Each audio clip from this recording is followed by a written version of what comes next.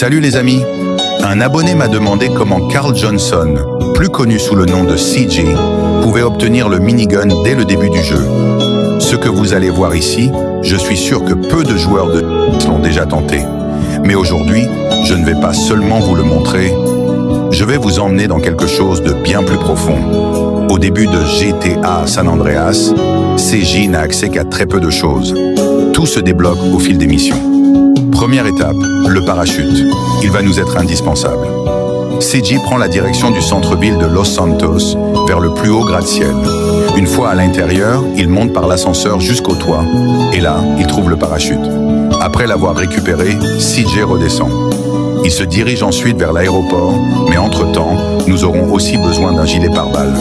Je vous montre d'ailleurs comment CJ peut s'en procurer sans passer par ammunition. Si tu es encore là, laisse-moi un petit like, ça aide énormément à booster la vidéo. Pense aussi à t'abonner. On continue.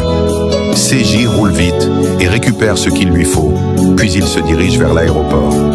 Arrivé sur place, l'agent à l'entrée lui refuse l'accès, car CJ n'a pas encore le brevet de l'école de pilotage. Mais CJ se débrouille, et il réussit à entrer.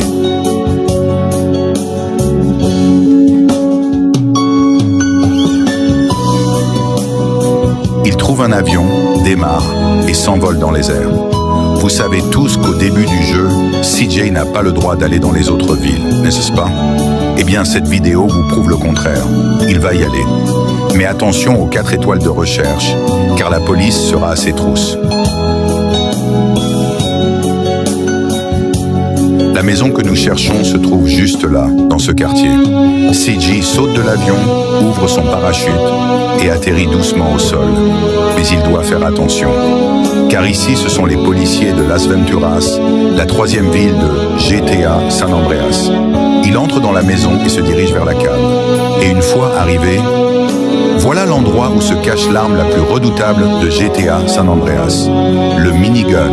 Regardez simplement de quoi cette arme est capable. CJ doit maintenant rentrer à Los Santos. Mais avec ce niveau de recherche, le risque est énorme. Mourir ici et se réveiller à l'hôpital de Los Santos. Honnêtement, je pense que Rockstar aurait dû intégrer ça comme une vraie mission. Leçon à retenir. Parfois, les limites ne sont pas réelles. Elles existent seulement parce que personne n'a encore osé les dépasser. Abonne-toi et dis-moi en commentaire ce que tu penses de la vidéo.